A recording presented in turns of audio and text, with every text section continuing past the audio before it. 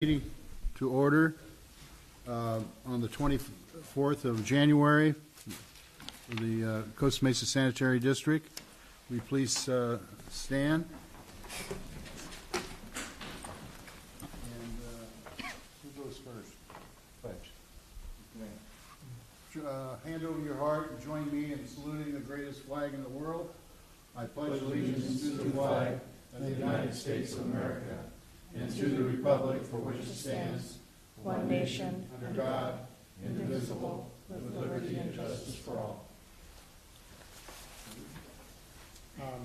Do the serenity prayer. God, grant me the serenity to accept the things I cannot change, courage to change the things I can, and the wisdom to know the difference. Amen. Very good.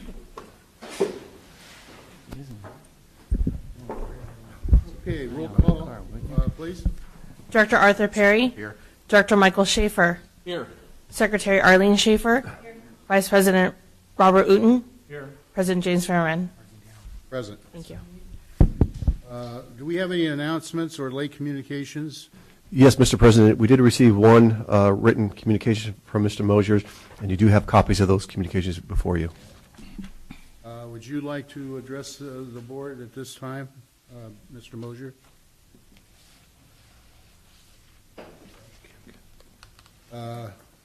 Any other public like to address the board?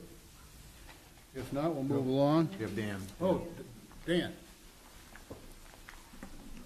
First off, I would like to ask, Yeah, over here. all right,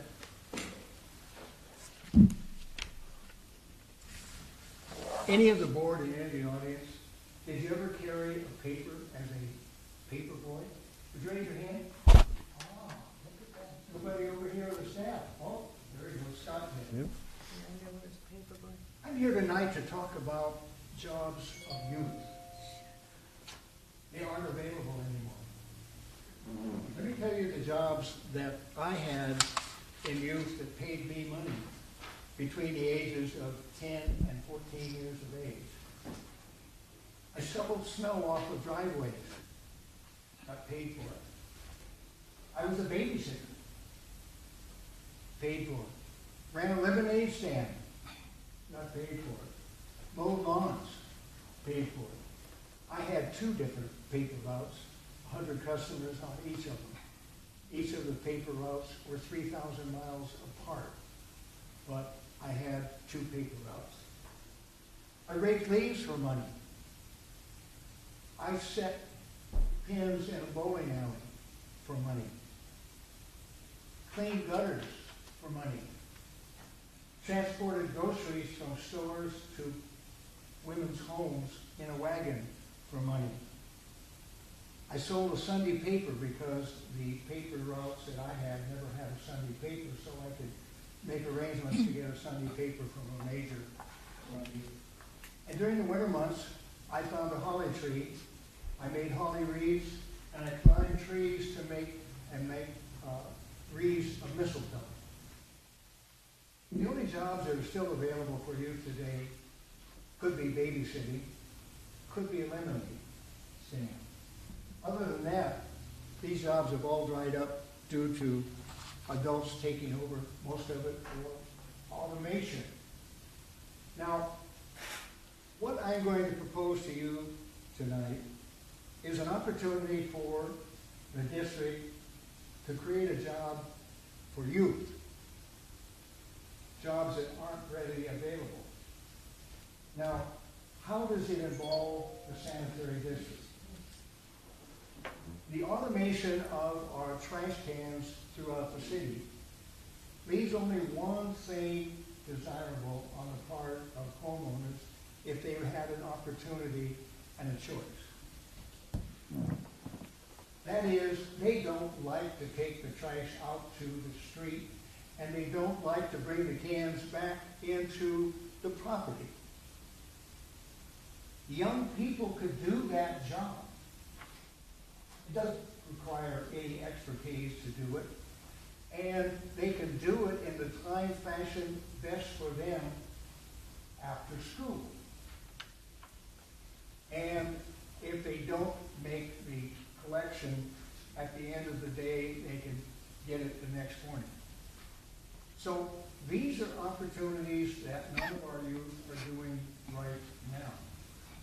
But it's an opportunity that the district could help if they got themselves deciding this is what would really work well for our community.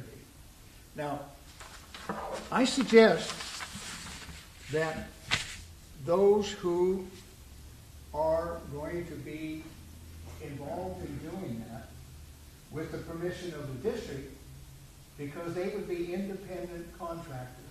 There are no labor laws for youth and independent contractors. And each one of these people that would be out there would be wearing this kind of a jacket that would identify to everybody that watched them doing their job as to what they represented. It would encourage them to say, you know, I think I would like to do that. My suggested dollar amount for them to do this on a monthly basis would be a fee of $1. Those of you who had a paper route, did you ever get a tip when you went and collected the money? I did. I got a tip on about every third customer. You know, here's another 25 cents for the nice job that you did. The same thing is true with this opportunity. Kids who do this are going to get lots of attention, and people will pay more than $1 in most cases, I believe. Now, to identify and make them official, they would have a badge on the front of the jacket. And the only way they can get this badge is that they are approved by the sanitary district to be collecting in the sanitary district's name. Other than that, the sanitary district would do nothing but possibly provide this special kind of a vest with all of the markings on the back of it. Now, here are the advantages for the district. It brings employment to our youth, which I've indicated. It creates a new service for the district customers. Helps the many households with aides who cannot easily bring out and return containers. It helps control containers being left out on the street after 5 p.m. These young people will bring them back in. Could identify containers which need replacement because of wheel damage, broken lid, or broken handles. People collecting those containers don't necessarily have the time to examine the containers. Develops a higher percentage of cans brought to the street and avoids calls for missed pickups. And lastly, brings favorable leadership to the sanitary district. It's an idea that I feel time has come. It will be up to you to embrace the idea or not. All I can do is give you ideas and see if you want to do it. I suggest that the idea should be taken as a small test initially to see how this concept might work. With that, thank you for listening. Thank you, Dan. You know, I might mention that CR&R does have a service that'll take the trash cans in for their customers. You know, an elderly person, or, you know, I don't know what they charge. I don't think they charge anything. They don't charge anything? It's a request. Yeah. So, you know, I don't know how that would affect. All you have to do is make a call to CR&R and ask them in the Costa Mesa area, how many aged cans are you bringing in on a weekly basis? Mm-hmm. And they will tell you how important that may or may not be. Yeah. And also, are they charging for that service? And if a child were taking that in, $1 a month would be nothing for the age. They would love to have that done. More importantly, it would get some of these containers out of visibility as manure being left out there now on a regular basis. We'll have somebody look into it, okay? Okay? Thank you, sir. Good to see you. Thank you. Okay, let's move along. No more public comments?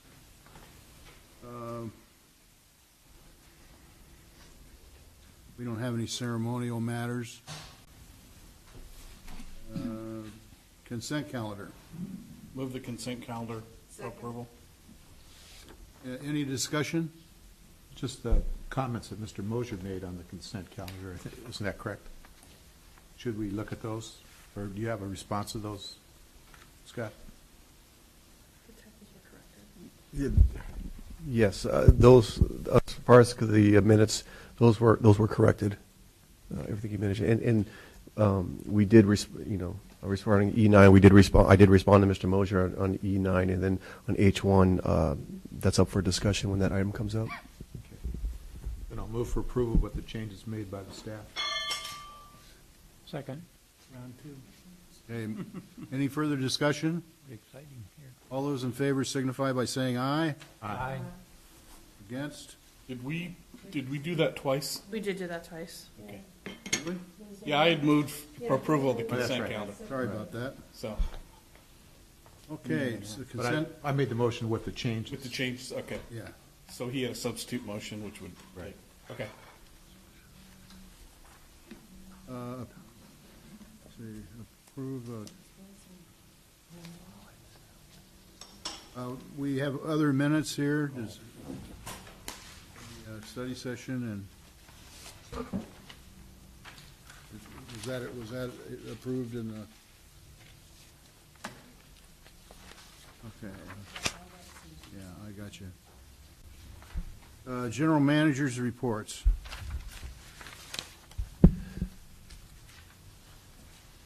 Thank you, Mr. President. Item number 1, the review and file of the comprehensive annual financial report. This item will be presented by Caitlin Tran, senior accountant. Thank you, Mr. President, Board of Directors, and Scott. The district completed the audit for fiscal year 2017-18.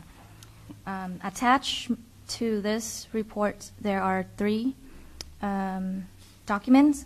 The first one is the comprehensive annual financial report for fiscal year ended June 30th, 2018. Second is the auditor's internal control report in accordance with the government auditing standards.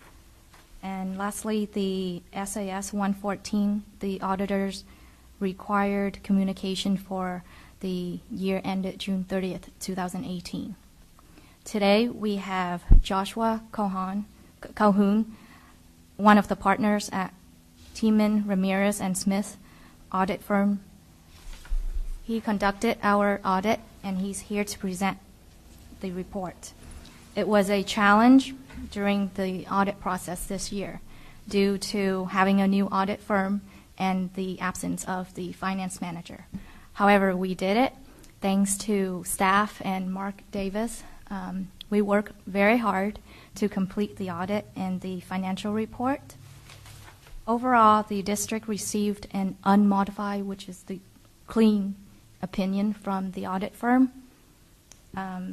Total assets exceeded total liabilities by approximately $61.8 million.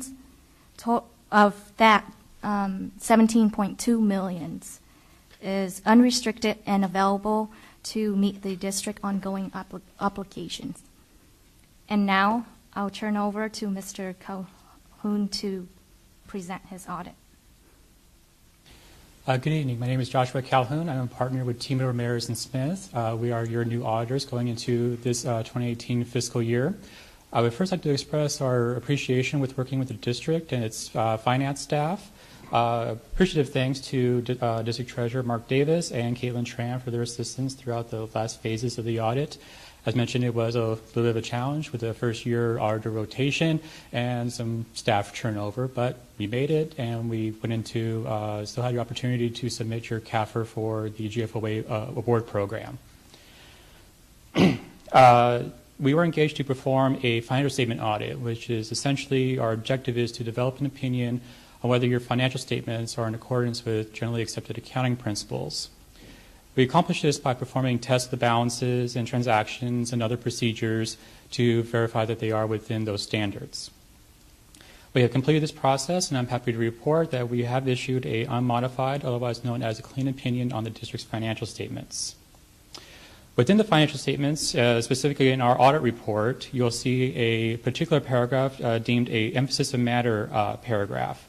This was in relation to the implementation of GASB 75, which is the accounting and reporting for other post-employment benefits that made a standards change in the way that those were accounted for than was previously done before.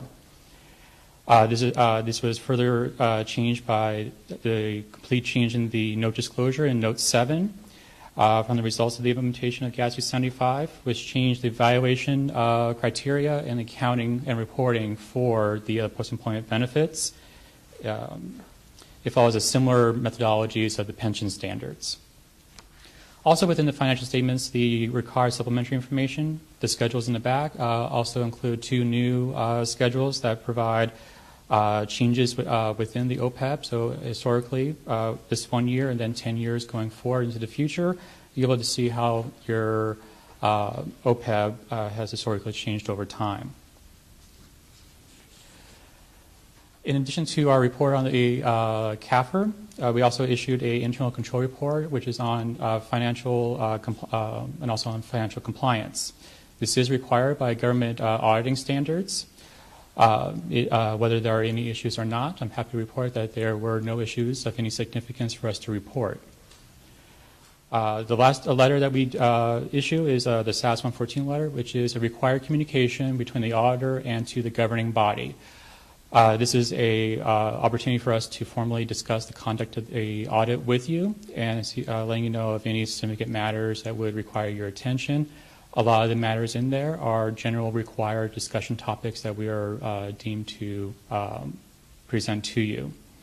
Also within there, it will elaborate on the estimates that are used within your financial statements, drawing them out to you, letting you know that management does use use estimates in preparing the financial statements and its reporting, and that we are in agreement with the principles used within those estimates used.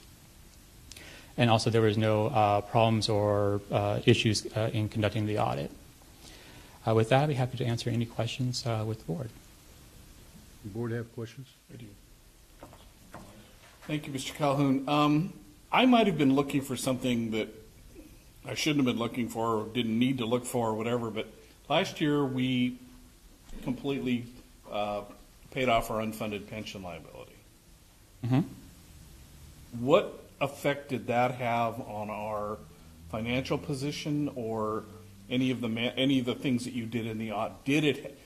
Did it have any effect, or did it enhance or detract our position in any way?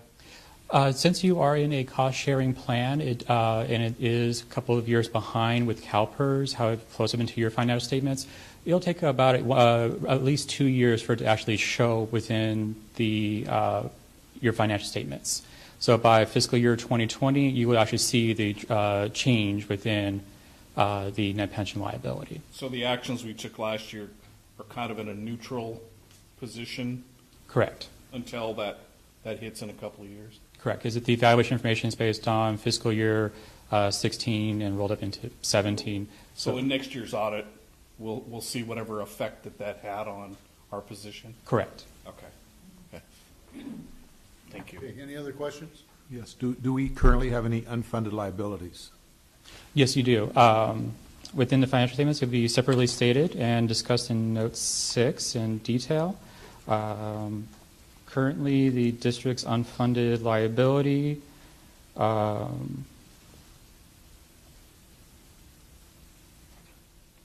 is only $105,000, which is very reasonable for a district of your size. Well, okay, any other questions? Thank you very much for that report. Of course. Let's move along to Thank you. a year 2018, a year in review. Yeah, thank you, Mr. President. Actually, before we move on to item number 2, I just want to say to the board, and publicly, I want to thank Mark Davis for his assistance putting the CAFR together, and also really want to express my sincere appreciation for Caitlin Tran for really taking the lead. Without having a finance manager here, she took the lead and made sure that we are in compliance and had coordinated with Mark and the auditors, and that the document you have before you right now couldn't have been done without Caitlin, and so I want to thank her for all her hard work on this. Very good. Thank you, Caitlin. I have a question. Yeah, all right. Question I brought up about the unfunded liabilities, he says it's like 100,000 roughly. Do we pay that off this year and continue to pay it off each year, or do we wait a certain amount of time? Maybe Mark. Sure, I'll take that one. Yeah, the action that you took last year when you paid the $300,000+ on your unfunded liability, as Joshua had mentioned, it takes a couple years to wash through because the way CalPERS does their actuarial evaluation for a cost-sharing plan, you're in a plan with a whole bunch of other agencies due to your size. It takes a couple years to wash through. And so while you did, in fact, pay off, we did see the liability go down year over year. And so it went down to $105,000. We'll see it go down the next couple years. However, there's always the additional, you're always going to be behind. And so you will actually probably never see it go away off of your financial statements. You're always going to be behind in doing that. We could make another lump sum payment to pay down the liability, but it's still never going to actually go away on your financial statements just because it's all actuarially determined. And in which we have no control over because CalPERS is technically the actuary for all of that. Yes, that's correct. So just remain status quo until we determine as a board to pay it off again, basically? Yes, that's correct. I mean, the dollar amount that you have, as the auditor had mentioned, at $105,000 is really, really, really small compared to other agencies your size, and that's just a reflection of what some of the action you took last year. But unless you were to even if you were to every single year look at that liability and say, we're going to spend another $100,000, you'll never see it go away on your financial statements. And realistically, you should never see it. I mean, you've got to have some liability there because of what's transpiring for the future. I mean, I didn't expect it to go away, but by paying it down to such a minimal level, it increases our financial position and makes us look like we're making the right decisions. It does. Your net position definitely did go up as a result of that payment. So the cost that CalPERS charges the agency probably has gone down. So the expense of the program should be less because we paid off such a substantial amount. There's a lot of things that go into that actuarially determined contribution rate. And one of the things that changed in prior years is the discount rate that CalPERS used, where they were using a 7.65% discount rate at one point, and they're down to 7 point something. Well, every time they reduce that discount rate means your liability will go up, or your contribution rates on behalf of your employer contribution rates will go up as a result of them lowering that discount rate. I would think it would be just the opposite, but I'm sorry, what was that? I would think it would be just the opposite. Our liability would go down if the rate's going down, but I'm not a financial guy. But, realistically, we're in a pool, so we're paying some of the liabilities and some of the fees for other participants as well. So I think doesn't that contribute to us never going away? Actuarially, it does, yes. Okay. That's my question. This is more. I like your position, Art, a lot better. The actuarial calculations are definitely more art than science, without a doubt. I know a lot of actuaries, and there's no art in being an actuary, let me tell you, pal. Okay, 2018, a year in review. Did we do that? No, Mr. President, I'll go ahead and take that. It is my great pleasure to present to you our 2018 year in review document, which lists all the great accomplishments this organization has achieved in 2018. And again, I want to thank all my staff, all the staff members, everyone that was involved on achieving all these accomplishments, including district council, district treasurer, district engineer, and all the hardworking men and women that worked for this organization that was able to achieve such great accomplishments this year. And I also want to thank the board of directors too, because without your vision and without your directions, we won't be able to achieve this amount of success. So I'm happy to answer any questions, but I'm very, very proud to be a part of this organization and very proud of all the accomplishments that we made in 2018, and we look forward to another successful year in 2019. Make a comment. Well, I agree with you 100%. Yeah, me too. Did you get any feedback from our liaison meeting from some of the people that attended from this, or not? Not directly, no. Because we presented this to each one of the liaison members. I thought it was really good. Well, I think Mayor Foley commented positively. I think she had seen it and commented positively. Okay, that's good. That was good timing. Yes, it was. Yes. The format of the way you present this too, I got to tell you, the brochure itself is really slick. I mean, it's done. You thank Gina for that. I know. I was going to let you do that, not me. It really came out great. She does a great job. Can I ask another question? Yeah, absolutely. Do we present this copy of this to the CAC? Yes, they all received a copy. Okay. Yes. Sounds good. Okay, let's move along. Performance measurement, final report. Thank you, Mr. President. And again, this is a great pleasure to present to you our first annual performance measurement final report for the year 2018. As you may recall, the board approved this program as a way to measure our performance and really keep that philosophy of continual improvements. As you see in the document, we were very successful in achieving a high majority of our goals, our benchmarks. There was obviously some that weren't, which are colored in red, and those benchmarks, we meet with staff and develop an action plan on how we can achieve those goals in the future. Again, I want to thank the staff that serves on the performance measurement team. That's Nalani, Gina, Steve, Caitlin, Diana, and Nabila. All the staff that participate on this, and we started meeting now on a quarterly basis to review the data and brainstorm on how to continually improve. So this is now on our website as well for the public to see, and I'm happy to answer any questions you may have. I got one. Art? According to the graph, the red are, for example, on page 3, you have the 73% of the outcome for 2000. Is that negative response or positive response? Which It's on page 3 of the, it's on Okay. the customer satisfaction. Just for example, you have the red, is that because you have 73, 78%? The red's a negative. That's what I mean. That means we didn't reach the outcome we were looking Right for. on page 3, you're saying though on page 3? That's Page 3 of my printout, I printed it out. what's the title? Is it It says performance evaluation. Is it Customer It's satisfaction. regarding SSO, number of SSOs. Yeah. Okay. Is the number? So according to the data we collected from the CWIX database, all the Region 8 agencies, there was a total of less than 0.65 sewer spills per 100 miles. That was the goal we were trying to achieve, to be below 0.65. We had 3 SSOs, which when you do the math and determining on the number of SSOs per 100 miles, it turned out to 1.34 miles. So we did not achieve that goal.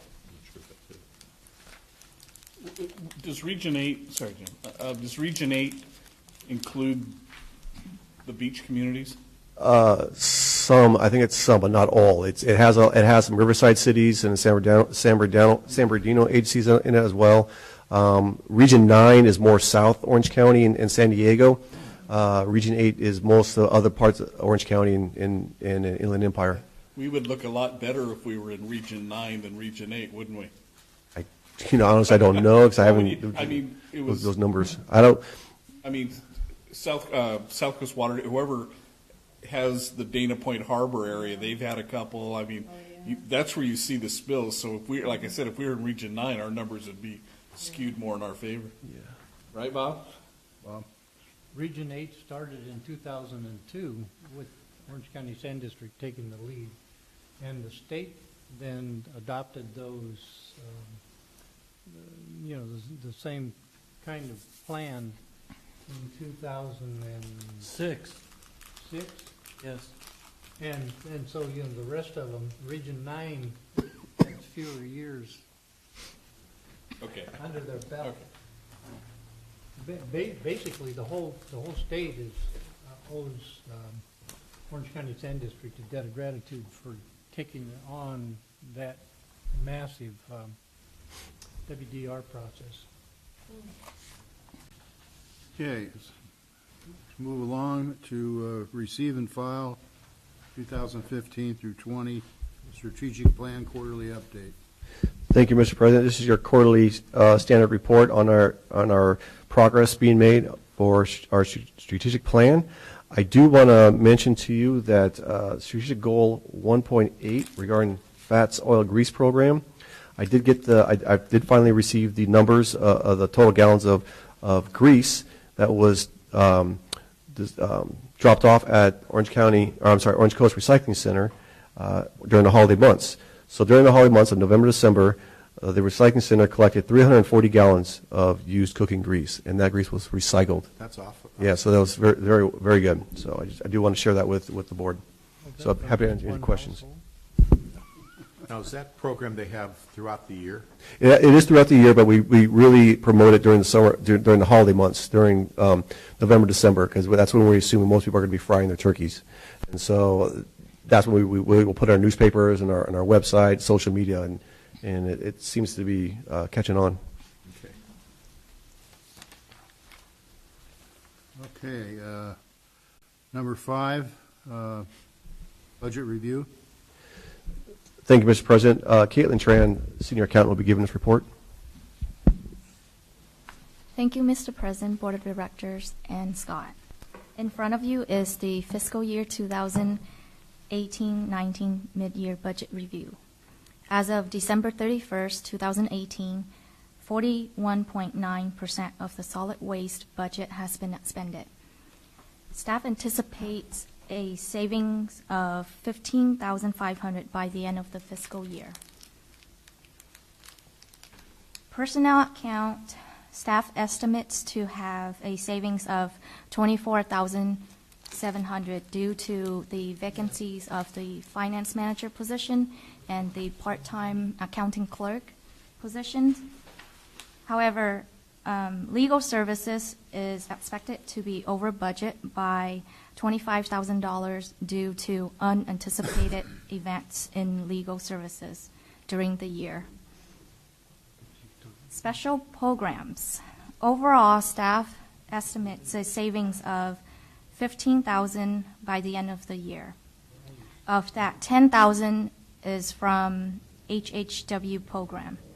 The door-to-door HHW program is now included in the new contract with CR&R. $5,000 savings is from pharmaceuticals program. The district now has 2 drop box versus 4 drop boxes in previous year. Moving forward to wastewater fund. As of December 31st, 2018, a total of 40% of the wastewater fund budget has been expended. Staff anticipates a savings of approximately $210,000 by the end of the fiscal year. Of that, $66,900 savings from the personnel account due to the vacancies of the finance manager position, the part-time accounting clerk, and the 2 waste maintenance 1 positions. Legal services, again, is expected to be over budget by $35,000 due to unanticipated events during the year. A total $50,000 is expected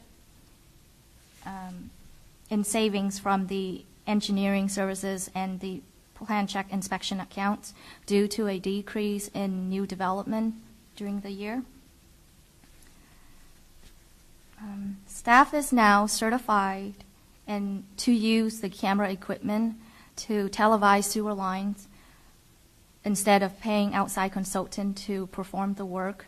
So for that, the televising sewer lines account is expected to have a savings of $15,000 by June 30th, 2019. As of December 31st, 2018, the miscellaneous sewer account is over budget by $155,000 due to the Eldon SSO that occurred in August of 2018. The contingency account has a remaining budget of approximately $215,000. Staff is recommending the Board of Directors to approve a transfer of $200,000 from the contingency account to the miscellaneous sewer account to cover for the overage, and also $45,000 of that for ongoing expenses for the remaining period of the fiscal year. Sewer inspection rebate program replaced the CCTV sewer lateral program for this fiscal year. Staff projects to have a savings of approximately $56,000 from this account. Staff hasn't received many applications as of December 31st, 2018. Only 7,500 has been reimbursed so far. Staff is continuing to advertise the program through newsletter, social media, so we're expecting more applications coming in. Liability insurance account. Staff expects this account to be over budget by $16,000 by the end of the fiscal year due to rate increase. SDR may increase a small rate this year, and also additional assets that the district acquired last year. Electric pump maintenance account. Staff projects this account to be under budget by $10,000 due to replacement of old equipment with new energy efficient parts at pump station last fiscal year. Capital outlay is expected to be fully expended by the end of the fiscal year. The solar panels installation project is now completed.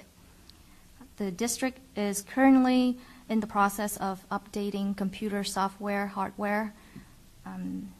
The next two projects for the remainder of the year are the HVAC ducts and the automated front door opener.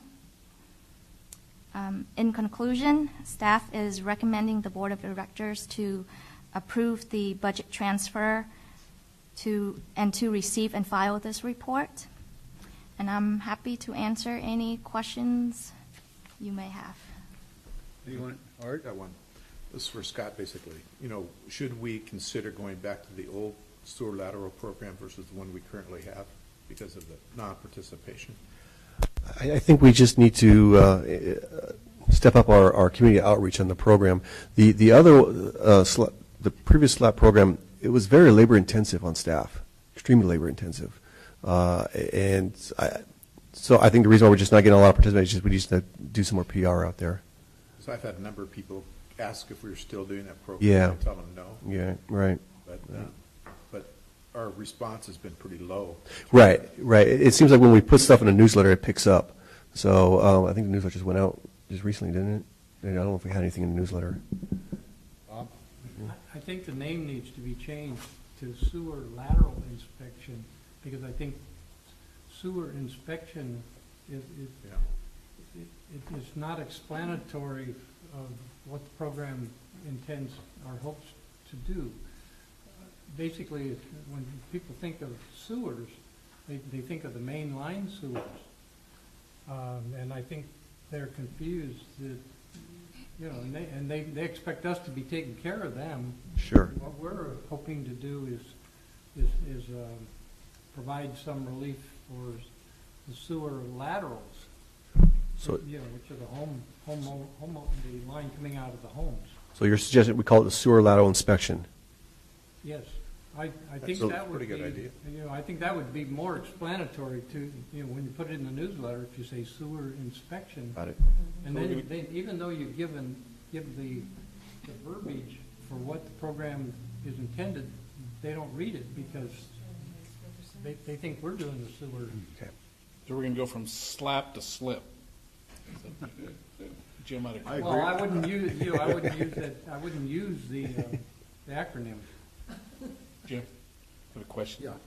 Yeah. In your last, Caitlin, in your last comment, you talked about the new big vac truck. Didn't we make the purchase in this year? Why are we putting it into next year's? Does that have to do with us receiving it in next year's budget? Or did I miss that? No, this is the No, fiscal we year. bought it this fiscal year. I realize it's a fiscal year budget, so The question is, it takes them like 6 months to make it, doesn't it? Or how long does it take? we're just not showing it on the books yet, is that right? Not yet. There is a PO in place, and I just asked Steve Connell, and he said he's expecting it in May or June. Okay. Okay, so that list of, I'm sorry, I had it here. That very last, on this report, the very last capital improvement projects, it's not listed. The truck's not listed in there. The next time we do an update, it'll show on here. The capital outlay or the capital improvement Capital projects? improvement projects. Those are the Never mind. construction projects. Yeah, never mind. I messed my terms up. My bad. I'm sorry. Thank you, Director. So we have the Appreciate it. PO in to have Yes. them make it? Correct. And do we pay when we receive it? Yes. Okay. Yes. Nothing up front? Thank you, Art. That's kind of what I was. Yeah, I know. Yes. Bob, Hoping I for. agree with you on what your observation on that verbiage, so. Yeah. Anything else on that?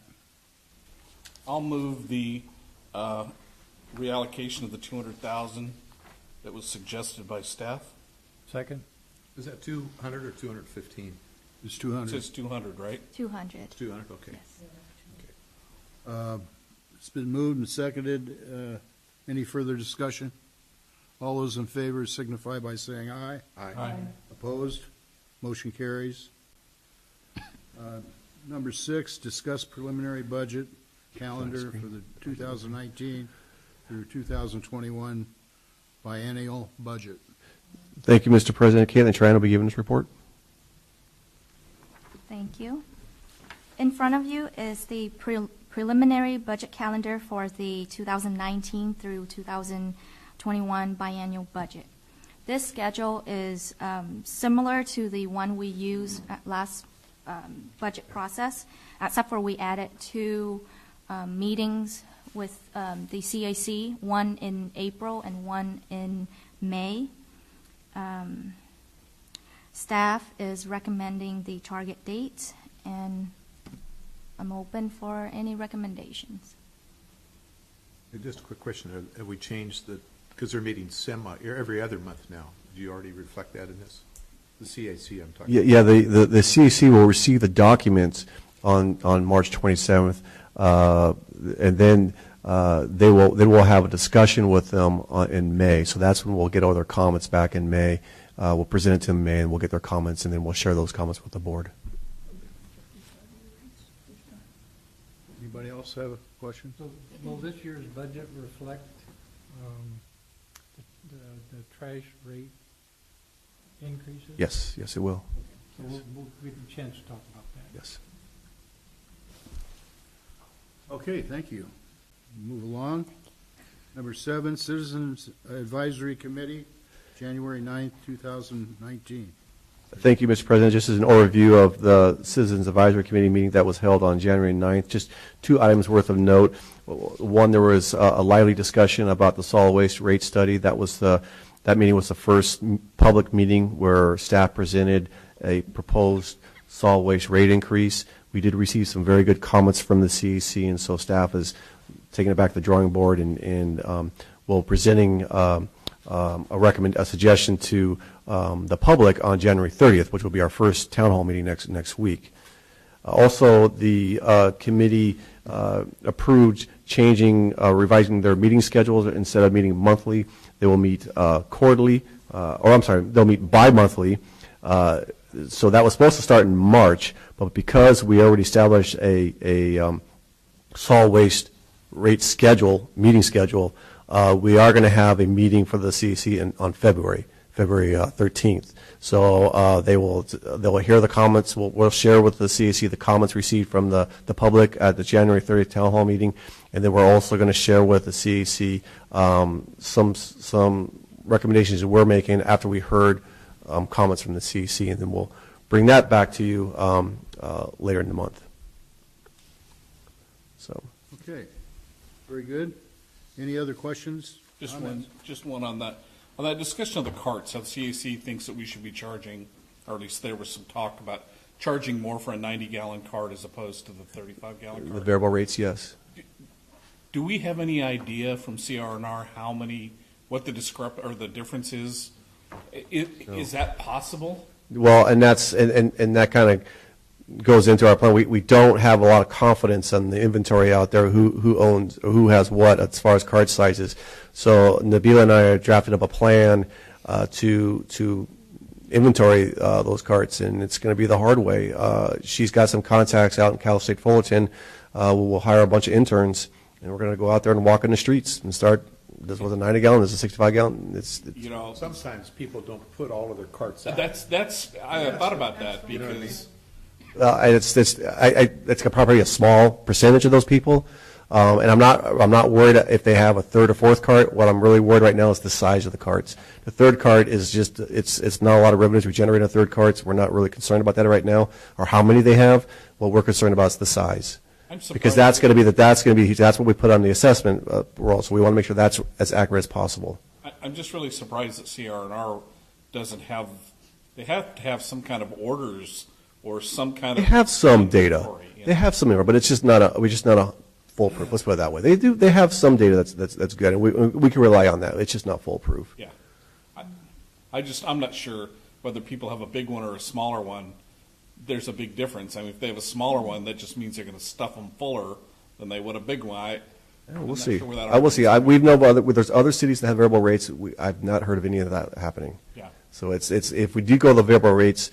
We're not the first city. We're not inventing the wheel here. Other cities have them. Yeah, I know. But do the other cities have it on their yearly tax statement? No, and that's why we want to be as accurate as possible because of that. Right. That's why. And they also know what their inventory is probably. I think it's just going to be the 16. Right. If you do this, I would do this a couple times in the year. This is the low time of the year for trash. So, if you get out there too soon, you're going to be in the winter months. And if you get out there in the summer, I would suggest, looking at the flow of trash tonnage by month, to pick a month where you're likely to see the most number of carts out there. Right. And I think those will probably be in the summer. Correct. And that's when the students. With the green waste and all that stuff going on. Yes, correct. That's when the students might be, or correct. Help might be available. Another question. Does CR&R have any of the cities that they represent have a variable rate structure? Yes. Lake Forest, San Clemente, San Capistrano, they all have variable rates. How do you think that would affect our income from the tax base? It's not going to affect that at all. I mean, it's going to, because it's still, the bottom line, the revenue is still going to be the same, though, the $5 million we receive, because, you're paying less maybe on one cart, but you're going to pay more on another cart. So it shouldn't impact on the revenues at all. That's probably the type of study we need to see if it's going to affect it. Right. Actually, it'll affect the expenses, and the tonnage will. The tonnage is going to be the same, probably. Yeah. But I'm just talking about us receiving, twice a year, the income. It may affect it. That's all I'm saying. We did a survey, 15 or 20 years ago. Yeah. About how many units were actually on each parcel, because there was some big discrepancies, and so we had one of our employees ride around, and I don't know if that would even be something that we want to. It's probably too old. If that data is probably too old, we need to get something more accurate. Well, I meant, go get new information. I mean, there's been a lot of development, and oh yeah. We may have the wrong number of units on there. That's why we did it before, is to you know. So, I don't know. What's your thought? You know, it would seem to me that the best people to tell us how many small carts are out there are the guys picking the carts up. I mean, if we could get the trash truck operator to carry one of those things like they do for baseball pitchers, and every time he sees one, click, it's not that much work. It's not going to give you the individual residence that has a small cart, but at least we'll have an idea of how many are out there. Yeah, but Rob? To further President Ferryman's statement, that study, we did a ride-along with the drivers. If you put somebody in the front seat with that list, the driver's certainly going to know what size is usually there and how many. So, and that just goes to what Director Schaefer just said. So if you ride along with the driver, you'll find out a lot. Well, the problem is we asked that question to CNR, and they won't allow us to ride with them because of liability concerns. So Liability reasons. that's a moot point now. So unfortunately, we can't do that. Yeah, I think we did that with Costa Mesa Disposal. Yeah, we did. Okay, anything else on this issue? Number 8, Roger Falby, Public Works or Public Affairs. Yeah, thank you, Mr. President. So since 2016, we've had an agreement with Roger Fauble Public Affairs, Inc., and they've been a consultant who also hired a subcontractor, Whittingham Public Affairs. Both of them have been providing community outreach, assisting us with developing media and outreach strategies, preparing press releases, letters for the board, and also, most importantly, they've been attending LAFCO meetings and staying abreast on LAFCO agenda items, which I think is probably one of the most important aspects, because we just don't have the resources to do that. Their contract expired in December. We previously gone 6 months, usually a 6 months contract. We're recommending and proposing in front of you an annual contract, which is before you, and that annual contract would be $60,000 a year. $30,000 to be budgeted in this fiscal year, $30,000 for next fiscal year. And so staff is recommending that the board approve the agreement and direct me to sign the agreement. Comments? I'd like to hear from the ad hoc committee that works with him. I would echo what Scott says. I think the most valuable thing that they've provided to us, things that they've provided to us, has been this interaction with LAFCO and the other political factors in the county that affect us. I mean, they're very well connected, they're pretty perceptive in what they look at, and the information. I don't know if Bob agrees with me, but Yeah, I agree. I think what they give us helps understand what's going on and how it's going to affect us, especially, like Scott said, especially at the LAFCO table. I think LAFCO is I agree with Scott. LAFCO's on top of the list until we get through this MSR period. MSRs are done every 5 years. I think LAFCO has a schedule out. Do you happen to know what the schedule is? Or I have not seen it. No, I haven't. finished the schedule? They did, but I don't recall I remember seeing a schedule, but I just don't recall. Yeah, it's about a year and a half, 2-year process for them, because they've got 60-some cities and districts to do the MSRs for, and this one's going to be a little more intensive than the last one. The last one, do you remember, Alan, what the schedule is? I don't. I think Maybe they're still working on it, but isn't Carolyn, that should be part of her presentation at the ISDOC quarterly luncheon next week. that's good. I'd like to move for approval. I'll second it. Any further discussion? All those in favor signify by saying aye. Aye. Opposed? Motion carries. Number 9, receive and file General Manager's 2018 performance goals. And I don't know, is this a cart before the horse, or? No, we do this every year where the board will assign goals for me to achieve, and then I share that with you and the public on how I did. And so that's what this staff report is you have attached the goals that you assigned to me in 2018. I'm pleased to tell you that 8 out of the 10 goals have been achieved. The 2 goals that were not achieved, obviously, one of the goals was to have 0 SSOs in 2018, and unfortunately we had 3 in 2018, which I described in the attachment. On February 5th, we had an SSO at 19th Street pump station because a contractor bored a storm drain through a pipe, so that caused an SSO. The good news is that nothing got into the storm drain, and we were able to recoup all our expenses, which was over $8,300. The second SSO occurred on August 13th, which was the 2-inch air release valve that ruptured in Eldon force main.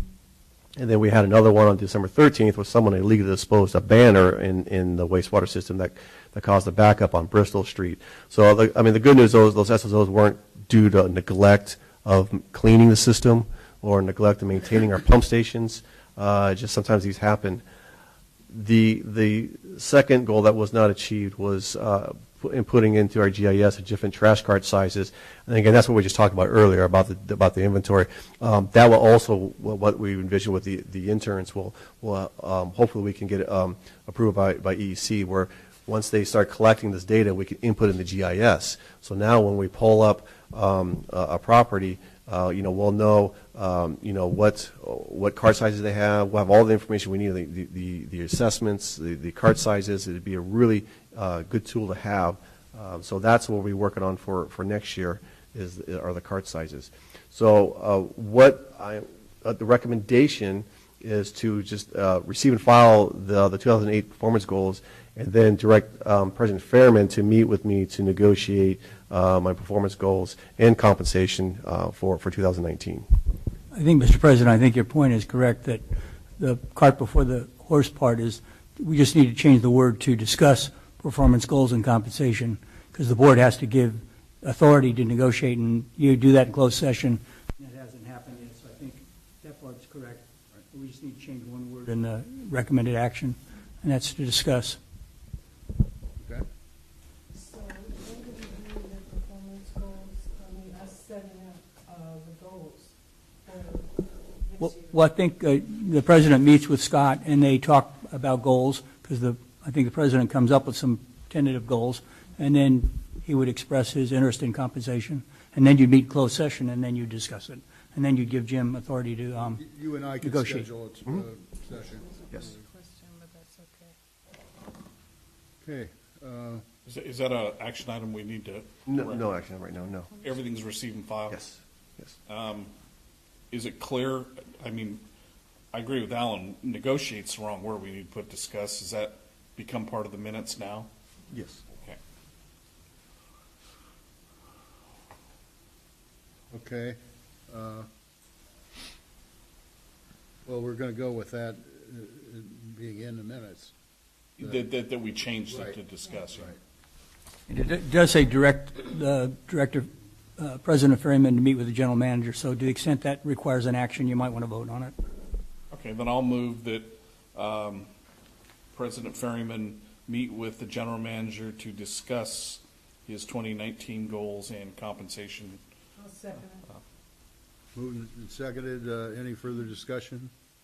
Question, Yeah. do we help you develop those goals for the manager? I think that would be a wise thing to do. Because I think last year, we submitted things to You Mike. submitted questions to me, and then Scott and I Yeah, met. that's what I was trying to bring Yeah. out. and- Why don't we do that? Make that part of the motion, or? What's our timetable for this? No timetable, just like within a month or 2 months? As soon as you can, yeah. It'll be retroactive, whatever we do. Correct. Yes. Yeah, because he was hired in January, mid-January. I would suggest that if Jim, you and Just pass Scott come up with a timeline of when you're going to meet, and then if we get Yeah. that stuff to you before then, Yeah, I would say back to us with a we're date. going to meet in the next week or two, so just get it into either him or I. And are you going to submit some Mr. goals? I'm going to suggest that you set a closed session at your next study session to talk about the goals, because you really can't do that under the Brown Act, where you circulate Right. goals and pass them over. So we really have to have a meeting for that, properly noticed. So we would bring our suggested goals to him at the study session. Sure, yeah, That what and you're- meet in closed session, then you can talk about it. Okay. That's good. My question was, are you going to present some goals that you think you need to do? Sure, for the- I'll bring some to President Fairman, sure. Okay. Good, good. Okay, so we have a handle on that? Yes.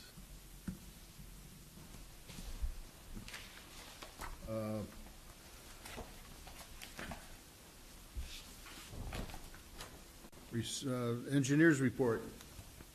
Thank you, Mr. President and board members.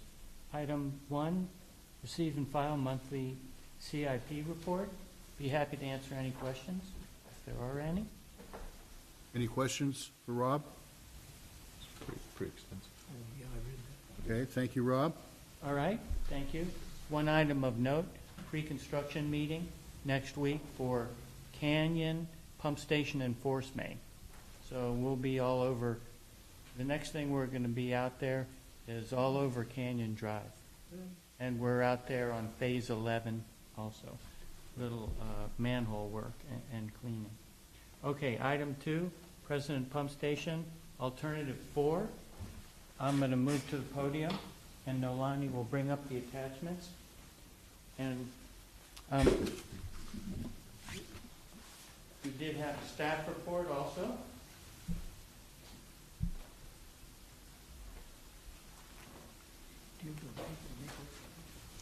I'll let you take a look. Very good. So let's run through. Let's scroll through that, please. And we'll get to the site plan and show everybody what we have. So these are the preliminary plans for alternative 4, which you can keep scrolling down, Nolani, for the moving the entire pump station into the cul-de-sac. In review, it's an excellent idea. Up a little more. Right there. Let's work from there. Thank you. Perfect. Am I okay where I'm standing? Okay. Okay, so here it is. So where were we before? This is President Place cul-de-sac. We were down this easement and over there. So where the red dot is where the existing pump station is, and where we had alternatives 1, 2, and 3. We're all down here by the station. Now we are moving everything here. We have the wet well, the valve vault, the meter vault. That's our emergency storage vault. And the reason it's there is, we'll show you in a minute, but this is the incoming gravity line. That this will be a new manhole. The incoming line used to come in here and go to there and go all the way down there that way. But now we also have an incoming line there. So we have, this design has one of the incoming lines is already down there. It comes down the slope from National. So we are putting a new sewer main going this way. And it's going to here. And then it will go into this. This will all be new. And it'll go into there. And so we will bring in some flow this way and some flow that way. So why is this good? No utilities. In the staff report, there was a nice list of benefits and a much smaller list of deficiencies. And I think that the deficiencies were able to address, whereas the benefits were hard to achieve, but we can do them. So I actually believe this is now the best alternative, and my recommendation is that you direct us to meet with the neighbors, particularly the gentleman at here, who has the pump station on his property. And we would meet with all the neighbors and put everything on the table and see what they have to say, and then bring that back to the board. This piece right here is a continuation of that up there. So when I went like this and went that away, I was really going to here, then jumping to here, and going back there. And the incoming line I was referring to is from a manhole that's up here. Is that actually in the park? No, it's on the person's house who lives on National, and the slope comes down. We're totally not in the park. Okay. So we stayed out. Can you scroll some more, please, Nalani? This emergency vault looks like, what did they do that? Stop right there. Why did we do that? Well, the reason we did that was because if we had it right here, which is a great looking place for it, we are actually going to block that driveway, these two driveways, for the entire construction period of 3 to 4 months. No, I'm sorry, 4 to 5 months. And we didn't want to do that. So it's really under parking. So even if they're parked, we can still open this and this, and it makes it a lot easier for us and during construction, and it saves them. When we have to open it, we would be very close too. So that's why this is up the road a little bit, that's all. So that's a quick review, and happy to answer any questions. We do believe that we do need some money for this, so we would budget it in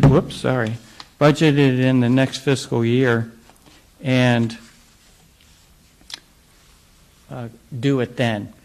So we would propose that we meet with the neighbors and see whether they would want it there, and then I guess we'd bring it back to the board and you could determine whether you formally like alternative 1, 2, 3, or 4. You know that you can do 1, 2, or 3. You know you can do 4, but without talking to the neighbors, that would be a surprise on them, and I'm sure they would show up here. So to have 5 months of construction in front of their house without being notified. So that's the quick overview, and happy to answer any questions. I got a question. When you go up that street there, where the original one was going to go? Okay, the easement over here. Yeah. What happens? Is there going to? Are you going to just abandon the one up there, or we're going to? What are you going to do to? One of the plans here is the demo plan, and we're going to take all the equipment out of it, but we're going to keep it. First of all, we need to keep the easement because we have a line coming down through here now. So if we're going to keep all that, we might as well just keep the structure, just abandon it, and button it up for now. Who knows what the future foretells? That was one of my questions. Does that become then an emergency overflow, or? I'm sure we're going to come up with something, Yeah, some idea. We're just not going to fill it in like you would an old swimming pool. Right. Okay. Might be a good idea to Y off the line, valve it off, and if we had to, we could fill it up. Just like Steve Cano used his noodle when we had that emergency that you attended. Yeah. He directed the wastewater into our dry line in the park. There it was. Extra capacity. Good. What, Arlene? Do you have any kind of estimate as far as timeline and how long it would take? Are we talking into? How long it would take to construct it? No. Yes. The other alternatives 1 and 3 were close to 6 months. So I think this would go faster. So I'm going to say 4.5 months. It's just an estimate. Right, 4.5 to 5 months. Mr. President, quick question. Rob, where will the control panel be located? We're probably going to, the only really safe place for it is down here, right at where it turns, and right in the corner. Okay. We have been looking around here No. to see whether there's enough sidewalk or something like that. If we could get an easement, it'd be nice to have it around here rather than down there, because this guy cannot see anything here. We do have radios, that's no problem, we always have 2 guys, but it's unfortunate if we end up having it down there. It's not cast in stone yet, but this is only 15 feet wide, and if it's within the 15 feet, it's going to get hit. No doubt about it. Mr. President, I think for aesthetic reasons, I think that's a wise choice to put it there in the alley for aesthetic reasons. The other thing we're not talking about, I think we need to discuss, is the generator. Where we should put a permanent generator somewhere there. Generator's going to go down where the station is. So is it going to be a permanent generator there, or we're going to? We were going to put the permanent generator down where the pumping station is now, Okay.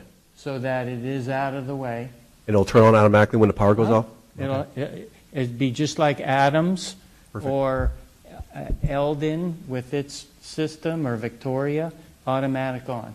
Good. Good. Yeah, we Canyon. good. Go ahead, Arlene. Go ahead.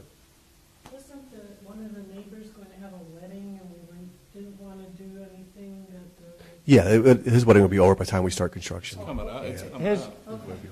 I'm going to ask that gentleman if he'll host the neighborhood meeting, and that's him right here, the new owner, and I think he's getting married in April. So after this meeting, he's on my list to call. You know, just to, if you don't mind, instead of having it at his house, I'd like to see you do it here. Would you like to? That way you've got all this stuff that Okay. people can see. I mean, does that make sense? Well, I don't know. We could. I think it's easier. We go to them rather than come to us, and we can. Give them the option. You know, we can put up our easels and tables, and the resident that Rob was mentioning, he's got a nice long driveway. We can set up shop there and bring some portable lights. You know, if it's going to be, we can do it there. I think it's be easy because they can actually see it. You know, where we're going to construct it. You know, Whatever you think's best. Big posters. right? Exactly. Jim, I got a question for Rob. Did we have that easement before those homes were built in the Freedom Homes there I think it was all simultaneous. at the same time? Yes, because And whose property is the easement on? Which person? 2034, right there, Is that the one on the right? yes. Because I can't see your pointer. Oh, sorry. Yes, when you go down the road, it's the one on the right. Okay. And he just bought the house. I had a question. Yeah. Mike?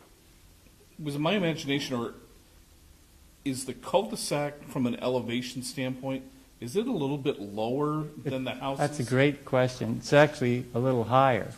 Is It's 2 feet higher. Because I'm thinking of, if we had an SSO in the flow, obviously that holding that emergency tank looks pretty good size to me. Yes. We made it, because we have room, instead of it being deep in a small footprint, we made the footprint bigger and it more shallow, easier to construct. But, Mr. Director, the storm drain is right there at the end of the cul-de-sac. Yes. Here it is, Right there. Yeah. It's Storm right there. drain. Goes this way, goes that way. So we have a big spill. There we are. It'll go right into that, it goes down into the park, Into the park, that's right. which is where when we. Right, we can dam that up. Yeah. Good. Okay, anything else? Looking for direction. Is the generator necessary? I mean, we had a generator there because it was so inaccessible. We have had a lot of power outages at the Canyon pump station. We had 2 20,000-gallon spills into the park because of power outages. So Yeah, we've had power whatever outages at the they're station. on, But it wasn't really- circuit-wise, Well, we put the permanent generator there, though. Well, we put the portable generator and made it permanent. Mr. Vice President, we've had power outages at the station before, so the generator has been very useful here. Yeah. We've Yeah, had, but my question is, was it because the station was so inaccessible, and you would have to back that generator and truck down there to get the generator? That's why we to the left station? it there. right, and that's why we have one. Now you don't have to. Well, we still have a generator there right now. It's on a wheel, so we'd have to take it off the trailer and make it a permanent, Yeah. permanent generator. I agree. Is it important to have the generator close to the control panel? it's always nicer to have everything right there. The corner there has quite a bit of room. We will look into that. Yeah, that corner where it makes the bend is a lot of room, and it seems to be isolated away from the upper house and the lower house, so Right. but that's where I thought the control panel might go, is where it makes the L, or the You mean the turn. generator, where the generator Yeah, might go, yeah. yeah. I think they're planning to put the control panel there, but the generator there may be room for it there also. You know, when we were there, those lines are buzzing. You guys remember that? We went separately, but those power lines are buzzing, which was Yeah, I think that one of the biggest selling points we make to the neighbors is, by doing it this way, we remove a lot of potential problems being back there in the back where those buzzing lines are. I mean, that's where the Plus, power's coming from. plus we're not going to compromise the backyard of 2034. yeah. Alternatives 1 and 3 going to recapture all of our easement and remove some backyard improvements. I think our biggest salesman is going to be that guy. Yes, Really. agreed. He's going to want to host a meeting, and, because he's the biggest benefit. I agree, Rob. Construction is going to be difficult, no matter which alternative is chosen. But having, big, heavy construction going on for 6 months, rather than 4.5 months. Rob, are you going to want to present us at a study session with the different options, or do you want us to make a decision?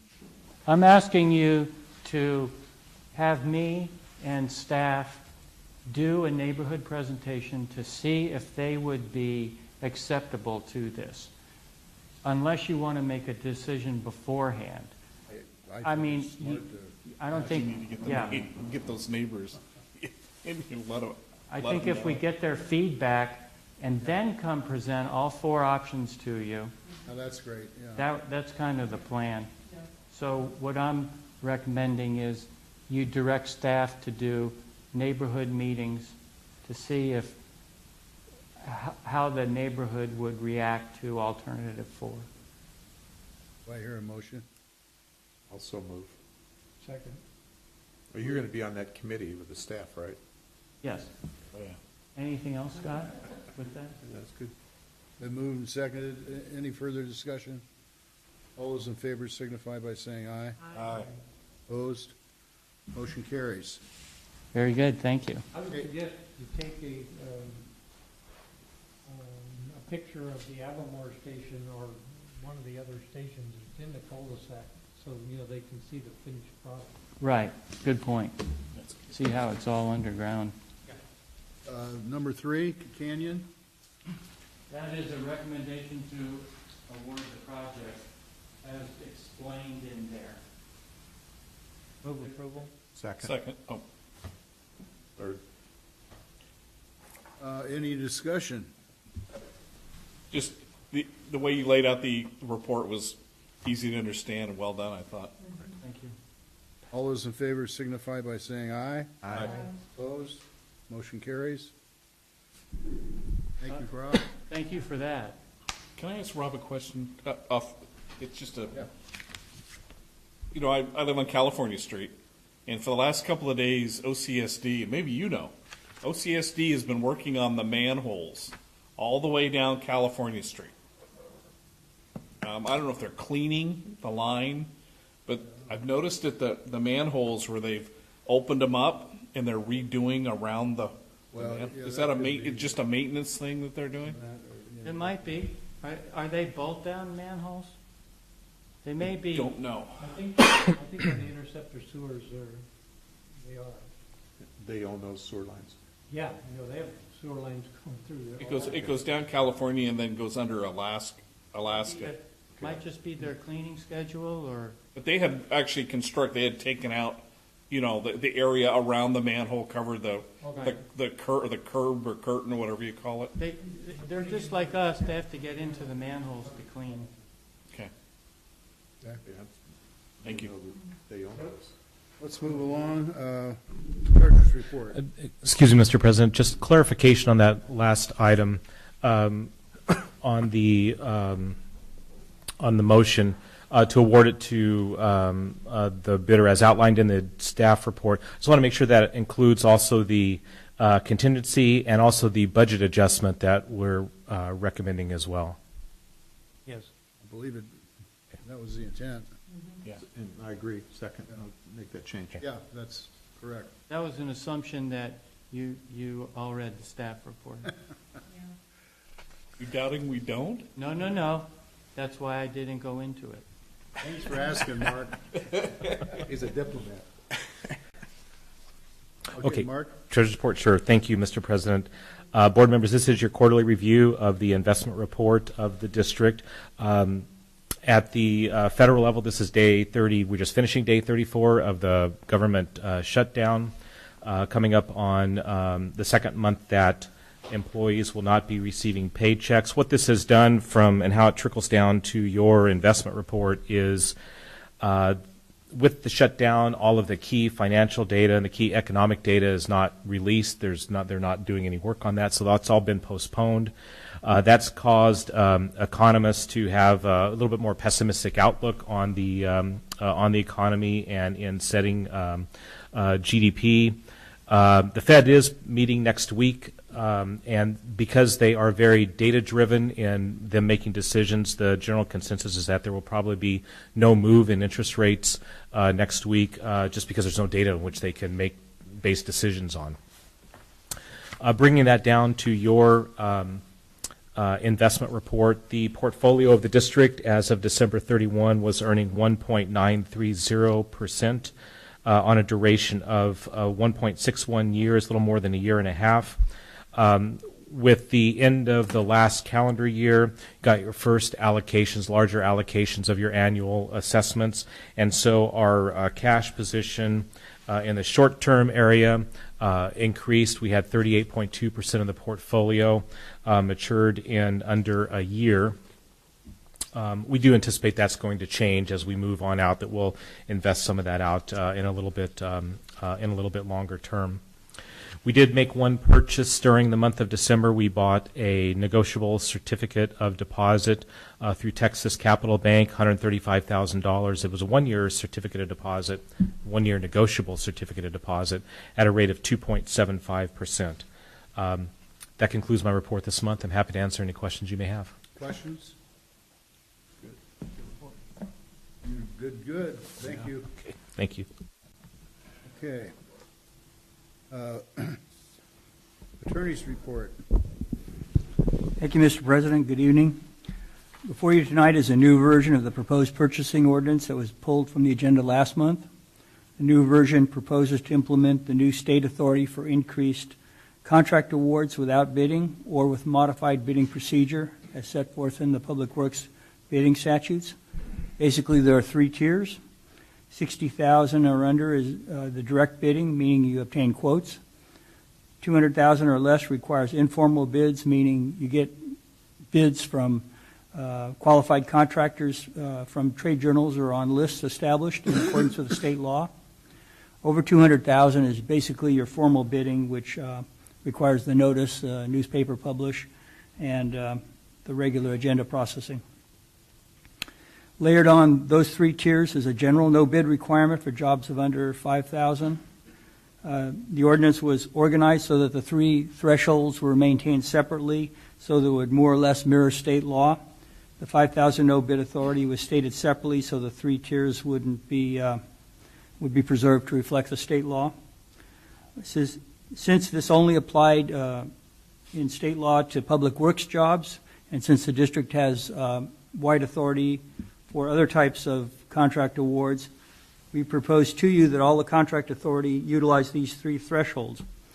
The district has many other types of contracts that it enters into, including engineering and legal contracts, service contracts for maintenance, security, HVAC, alarm systems, IT services, record keeping, etc. And the contracting authority seems to be a little inconsistent. The general manager's authority to approve public works contracts was much greater than for the other contracts, so we proposed that the maximum state limits be adopted and that those limits be consistent for all types of contracts. We have received written comments from Mr. Mosher, who points out that other cities have lesser limits for signing. Signing is different from bidding, but if there's a requirement that the contract be approved by the board, then the proposed limits is of less value because it does cut down on the processing time, but you still are required to put it on the agenda, have an agenda report, and there's processing time to get that agenda report ready. This is entirely a matter of your board prerogative as to how you process these contracts and to what your comfort level is. So it is before you for your consideration and direction. And there's only a few, there might be a minor typo or two, but otherwise the ordinance is ready to adopt if you agree with the limits that are being proposed. Okay, thank you. We have a card here from Jim Mosher. Would you like to address the group? Thank you, President Ferryman and members of the board. My name is Jim Mosher. I believe you would agree that one of the fundamental purposes of a board like yourself is to oversee the use of the public's money, which is entrusted to you as our representatives of the public. Part of that is your review and approval of the budget that is proposed by the staff. I think you would agree that you all need to have a role in reviewing the budget. The other part of it is overseeing the expenditures that come out of the budget. In the real world, it's not practical for you to review or approve every expenditure that comes out of the budget, but the public does expect you to oversee the larger expenditures. So the experience of hearing this item on the agenda last month was a little unusual to me because in Newport Beach, the Finance Committee was reviewing the same question in Newport Beach, and in preparation for that, they had prepared this document that I wanted to share with you, which is showing the signing authority, which is different than the bidding. The two things staff needs in a good way to be making sure that the contracts are good contracts, which it does through the bidding process, but the other is whether the item needs to be reviewed by you as the governing body of the agency or not. And this shows the spending or signing authority limits in cities throughout Southern California. You will see in Costa Mesa, which has a budget 10 times larger than this agency, anything over $25,000 has to be approved by the city council. In some cities, Redondo Beach, to your surprise, perhaps everything, all contracts go to the city council. It gives them a very long consent calendar, but at least the public gets to see what is being approved. So the bottom line of this is that the $125,000 authority, signing authority that the general manager currently has is already very large, and the proposed $200,000 signing authority is extremely large. There's no city on this list other than Long Beach that has that large an authority. So I just wanted to call that your attention. And as your counsel said, it's totally at your discretion what you're comfortable with, but the public does expect you to be overseeing expenditures, and in the context of a city, it would be a lower limit that they would expect you to be reviewing. That's the point I wanted to make. Thank you. Thank you. Comments, questions? Scott, how many contracts with your present authority, $125,000? How many contracts have you approved, and how do you how do you notify the board?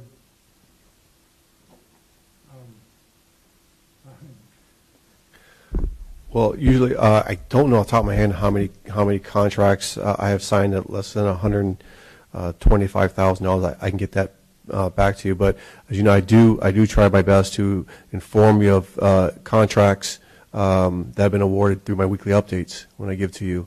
I let you know when the contracts are beginning and how much they cost. So I try to do my best to inform you on those large projects. If there's another way if you want me to bring it to each of the board and the public, I can do that. That's fine. Again, it's whatever your comfort level is. It's perfectly fine. If you want to keep to the same threshold as it is now, that's fine. There's nothing wrong with that. Well, I think, Jim, I don't think Orange County sends this. These are all cities. I don't have a clue how much authority special districts have, but I know that when Orange County when Jim approves, or when the general manager Herbert approves contracts, he notices it every month. What I'd like to do is, I guess my recommendation is for your authority to stay the same, and you give us monthly. You give us how you've used that authority. And then at the end of a period of time, we'll see, if this happens all the time, or it happens rarely.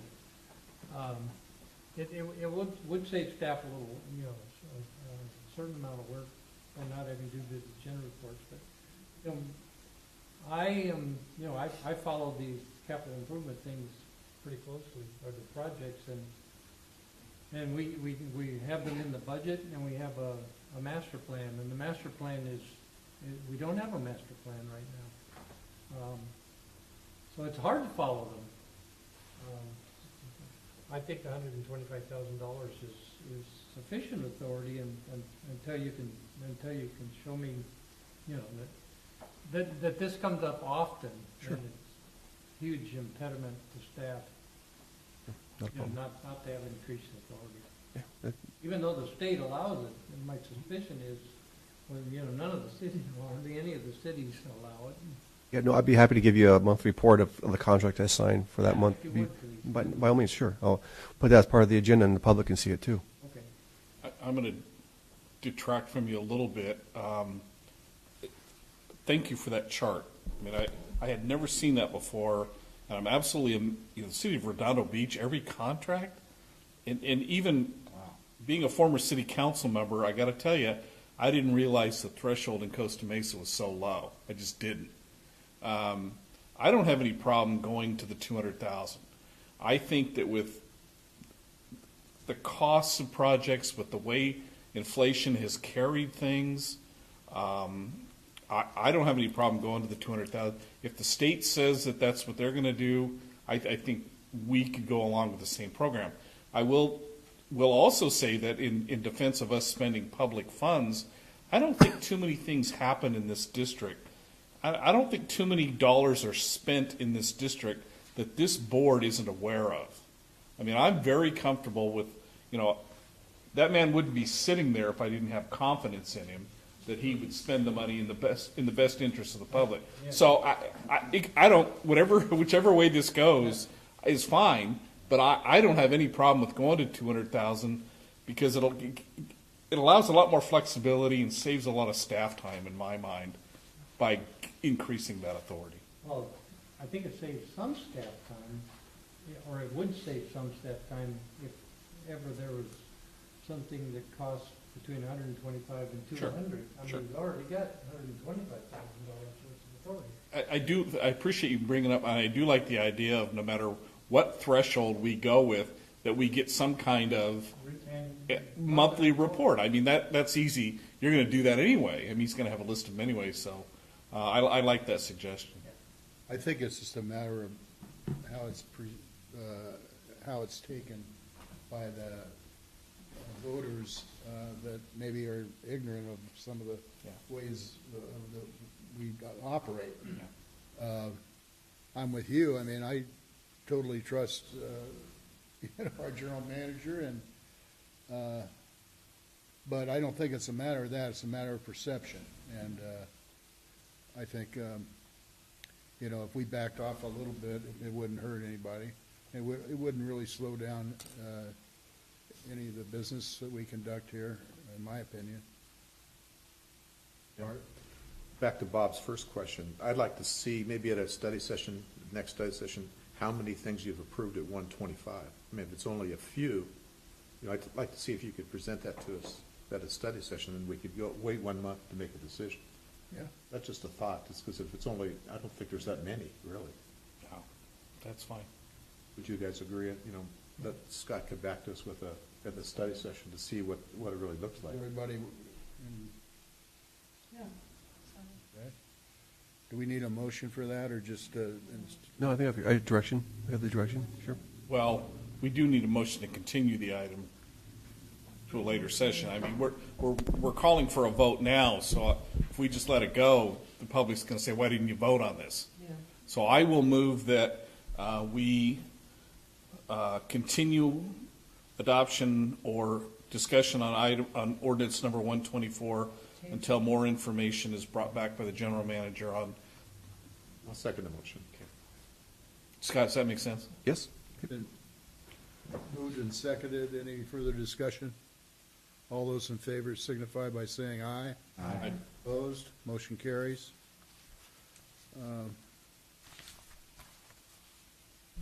Okay, let's move along.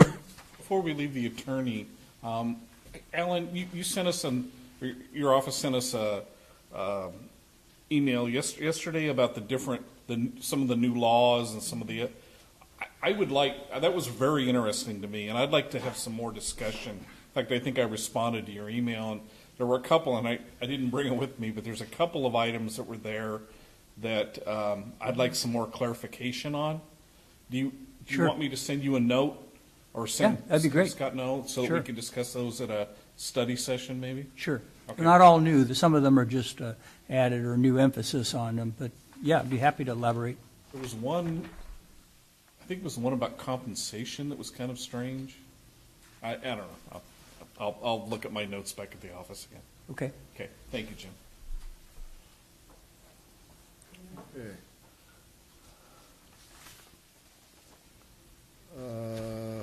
Now it's time for our local committee. I can find the damn thing. Well, I guess I'm up. Orange County Sanitation District. They've had some turnover there, you know, obviously some people didn't get reelected. And so they swore in the new people and they thanked the old people. The old and in with the new.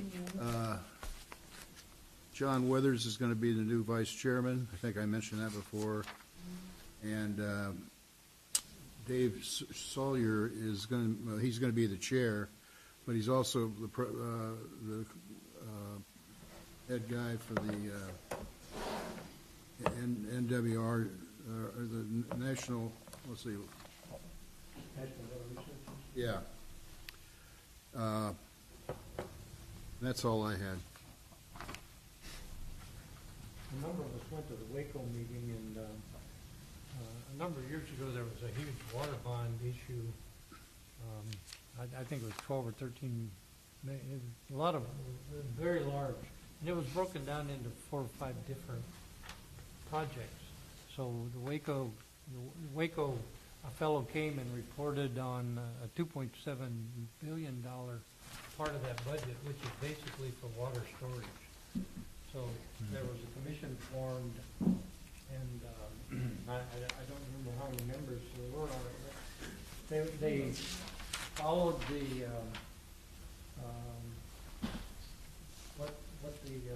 the criteria in the water bond, in that phase of the water bond, and began to solicit projects, and they got a substantial number of projects to ask for the expenditures of this $2.7 billion.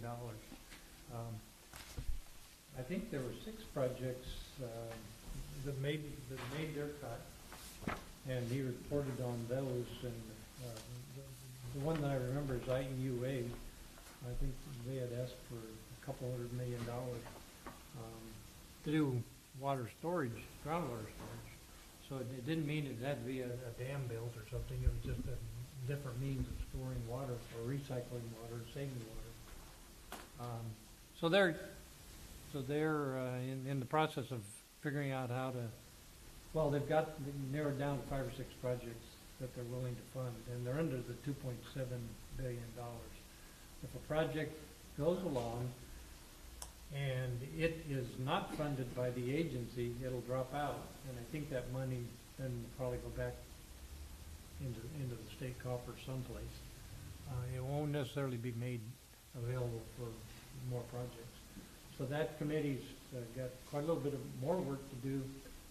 They've told the agents, those 6 agencies, that they will fund and how much they'll fund, and it's up to those agencies now to follow through with the project, get it approved by the committee, you know, and they can get some of that water bond funding. And that's only like 1/5 or 1/6 of the total water bond. You know, there's 5 or 6 other parts which he did not report on. It was an interesting meeting. I'd like to add to this, if I could, because I always like to give you guys some facts. The average of Costa Mesa rainwater is normally 2.34 inches. Last year, we only got 0.21. And this year, this is not counting the last rainstorm, we're up at 5.44 inches, which is good. So I'm thinking that's going to be over 10 after we get the next report. And last year, we only had 2.80. So I think we've quadrupled our amount of rain that we've had in Costa Mesa. We had 2.8 just on December 7th. I know, that's what I mean. We're going to be like 6, I think, probably, because it rained for 5 days. You know, but I thought I'd just throw that facts out to you besides Bob's. Did you say Costa Mesa only gets, normally in the year, doesn't it get at least 12? The average is only 2.34 inches at Costa Mesa. That's amazingly Average. dry. I know, last year we had 0.21. This is they give this to us every month. Then this year, it keeps increasing, which is good. And this year we're at 5.44 before the rainstorms. It's good.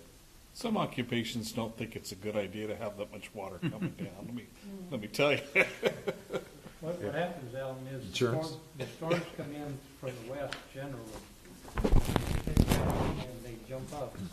And so there's not much rainfall in the coastal cities, not nearly as much as there is inland. I had no idea. So when a storm comes down the coast, you know, that can give us, that is where the storm track is giving us so much more rain in Costa Mesa. And we have had, you know, I have a water gauge, and we've had 5 or 6 inches of rain, an inch at a time. Yeah. So Thanks, we're going to be Fritz. over 10 inches probably, that's what I'm saying. Is that just in December? A little side note, I went home one time, you know, to visit my aunt in Iowa, and it was in the winter, and a rain gauge was laying down on the ground, and I was with my mother, and so I went to pick it up and put it there, and she said, "Wait, don't do that, because if it gets water in it, it'll freeze and it'll break." Only somebody from Iowa. Yeah, it's not going to happen in Costa Mesa. I think that they What would happened have it in Ohio. Well, yeah, you're right. Let me report on the SARFA. Jim and I attended the SARFA meeting right before this one.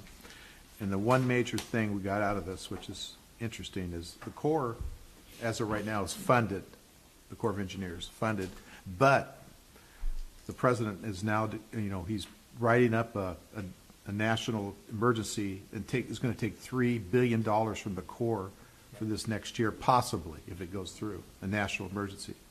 And then he's going to order the Corps to oversee the building of the wall, which is going to take away the workers that would probably come to SARFA. But then there's going to be an injunction to stop him from doing it. Then it's going to go to the Supreme Court for a decision. So it's going to affect the Prado Dam. Right now, everything that's been out to bid and approved is going to be funded. That's already funded. But anything new, which there's a lot of things that are new on the project for this next couple of years, are not going to be funded if this goes through. So that's the main thing. This is from the advocate in Washington D.C. Gave us a quick report of that. That's basically the main part of this. Okay, any questions? Number 3, Independent Special Districts, Orange County. Oh, it's Arlene. Yeah, that's good. Oh, you weren't, no, she's now the Oh, that's right. the yeah. reporter. Arlene. Yeah.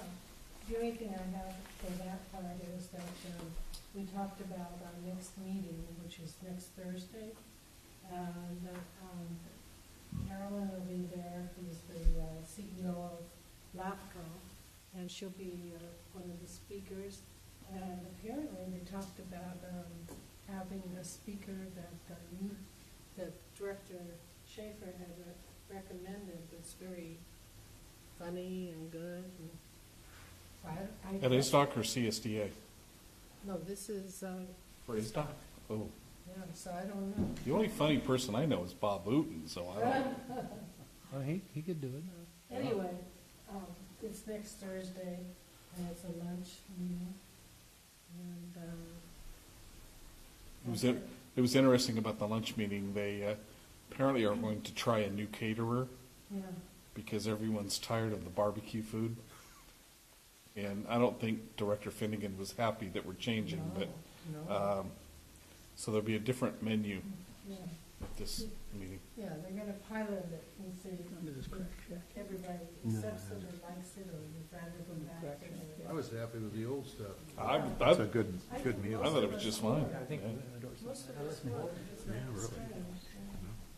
I like chicken. Okay, CSDA, Well, CSDA, just got back from Sacramento.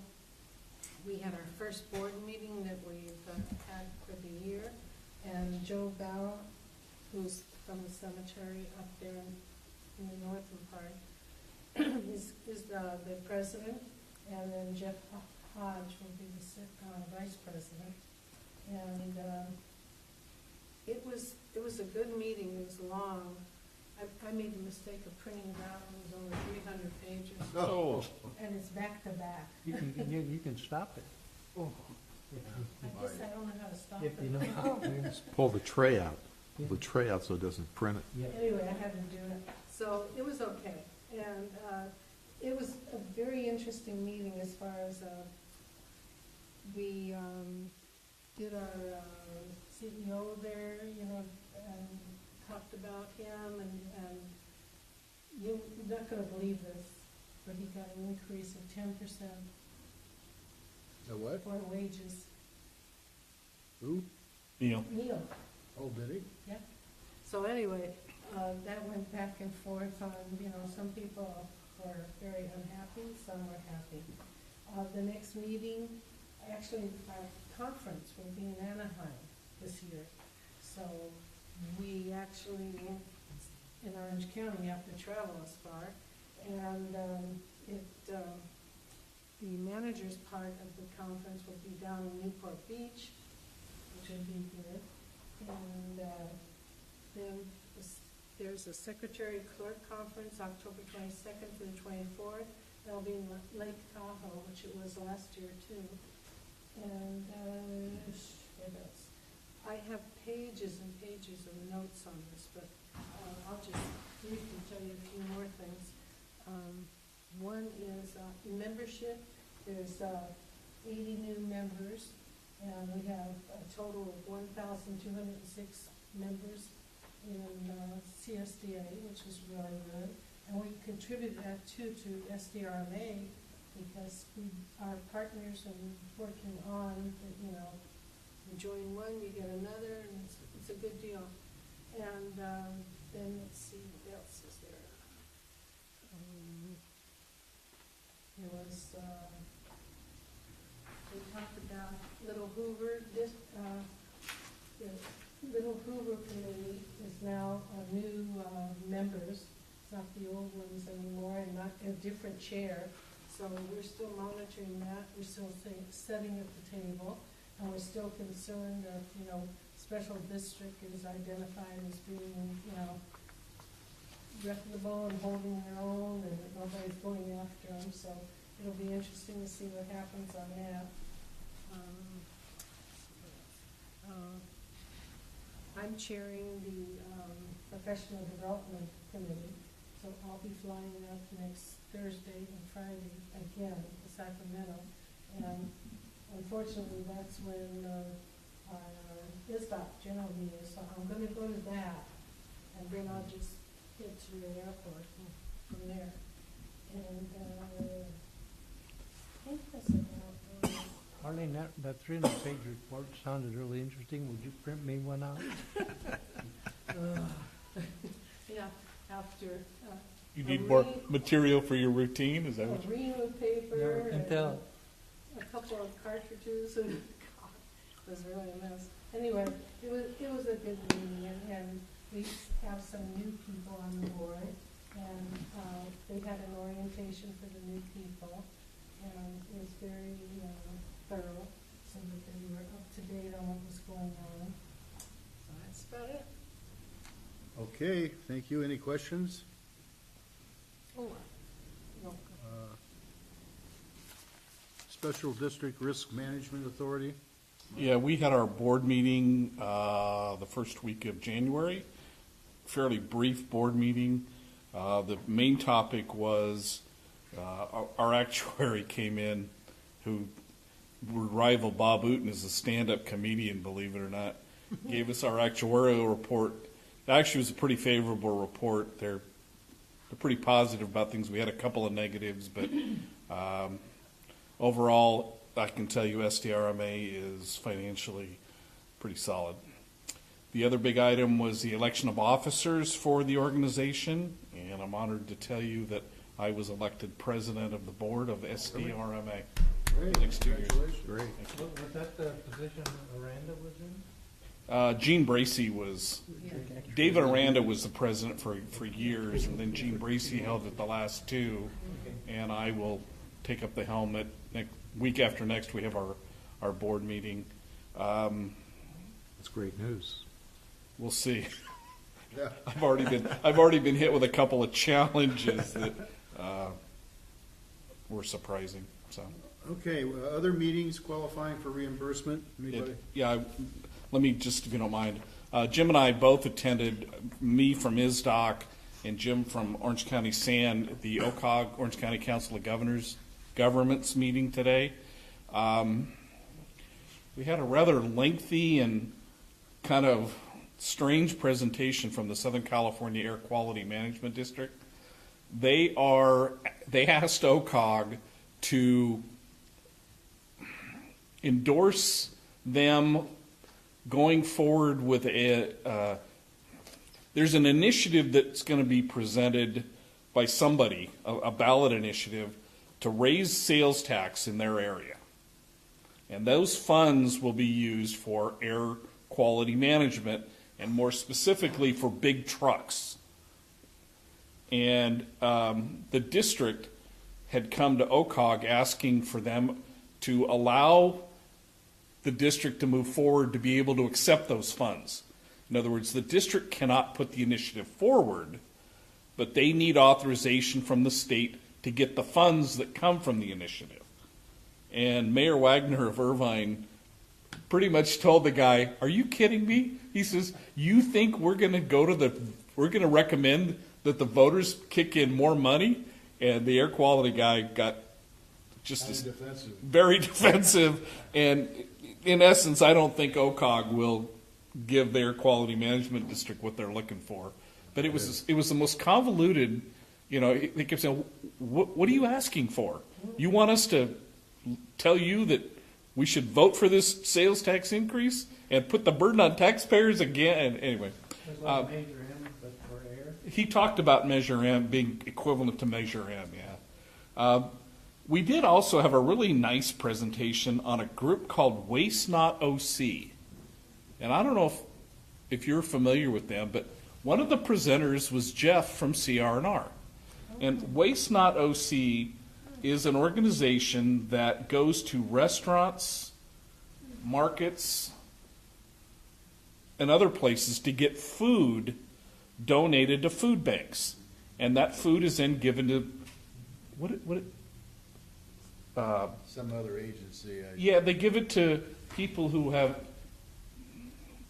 insensitivities or something, to people who don't have enough food. And the statistic that the guy gave was 7% of the food is given to homeless, and the rest goes to three main groups of people: seniors, college students, I don't remember what the third was. Children, obviously. 7% go. Anyway, what I would like staff to look at, and I'll leave this for, I told Gina I would leave this. Somebody asked, or in fact, I think it was Mayor Wagner, says, what do you want us to do as cities? And they said, well, as people come in for permits, and as people come in to open restaurants, and people come in to open markets, whatever, give them this. Apparently the big issue in the past was these groups wouldn't donate, or these private businesses wouldn't donate to these food banks for liability reasons. You know, if you donate food and somebody gets sick, well, apparently that's been taken care of. That's off the table. They can't be held responsible anymore. So this Waste Not OC is asking cities and other groups to say, when someone comes in for a permit, could you make this available to them?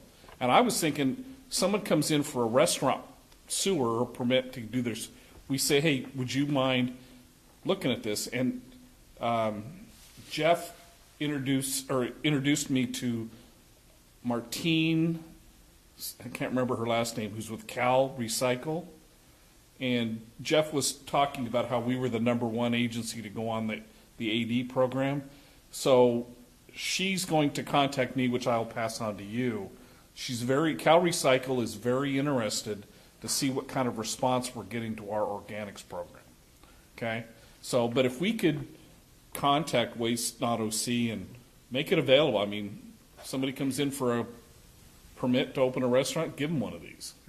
So I don't know about you, Jim, but this was probably the best part of the It meeting seemed today. like a worthwhile program. Yeah, it really did. They were in it for the right reasons. Yeah, Wagner says, well, this is kind of a no-brainer. I mean, all this food, and it was, they take all this food. I'm not sure whether it's cooked or uncooked or whatever, but they take it to these food banks, they freeze it, and they're using this food.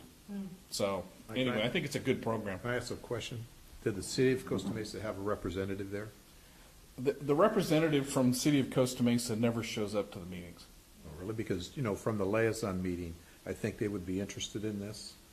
I was thinking the same thing because it's commercial hauling. Because they're looking for ways to help the homeless. This Yeah. might be something that they would be interested in. I agree.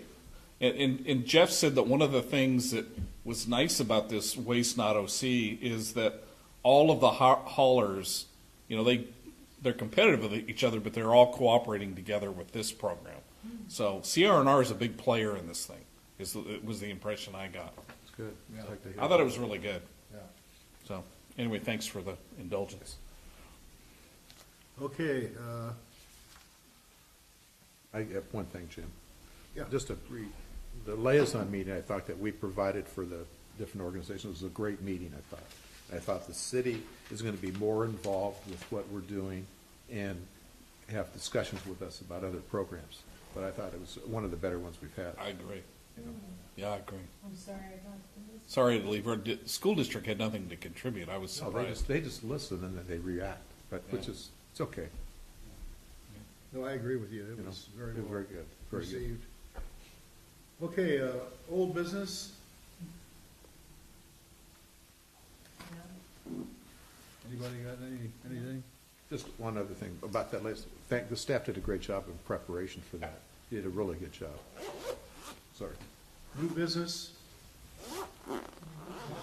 One of the things that came out of the liaison committee meeting was the question about whether the district could be a more active participant with the commercial and industrial organics program. So, Scott, are you involved in setting up some sort of meeting? We'll set up a meeting with staff, yes. I haven't done it yet, but we will.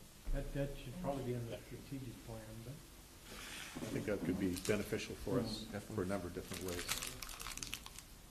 Okay, any other new business? Oral communications and director comments. I have a comment. I do too, but go ahead. Sorry. I received from Senator Morlock a real nice letter, and it was thanking not only me, but all of us for the gifts that we've given him over the time, going up to legislation day. And he's explained where he put them, in his office and on the table and in another capital area. And he said how much he appreciated all of us. So I thought that was nice. When is the legislative days planned for this year? March 25th or 20, something like that. Okay. Jim, I had a couple quick things. Yeah, Mike. I don't know how much relevance to the district, but I attended a meeting a week ago, Wednesday, at Miles Square Park. The reuse or the improvements to Miles Square Park. Essentially what they're doing is taking out one of the golf courses. Repurpose, that's what it was. And I was surprised. The really negative part was they got to the public comments, and the moderator says, okay, we're now going to break into groups and look at and all these people start screaming, what about public comments? What about public comments? Hey, I was talking I'm on another board with one of the councilmen from Fountain Valley, Steve. He was there. Yeah, he says, they never notified us. They didn't, talk about, they were just, upset. The plan, they basically, OC Parks said, here's what we're going to do. We'd like your input, but from what I've been told by a couple of consultants is it's a done deal. They already know. No, that's what Steve said. Yeah. It's a done deal. And I guess I was surprised that they're looking at doing this stuff, and they talked about the water holding facility, and there was no mention about water storage or anything like that. It's basically, it's all going to be parks and nature. The one thing they are going to do is they want a cultural center built. And Supervisor Doe is the one who's pushing this thing. And his big thing is to get this cultural center built. So we'll see. There's going to be trouble in Denmark, I tell you that. Those guys are loading a gun up. I think you're right. Okay, thank you for that. Any other comments? Board? Do we need to adjourn to a closed session? Well, in that case, we're going to adjourn this meeting, and thank you all for coming. And this meeting is now adjourned.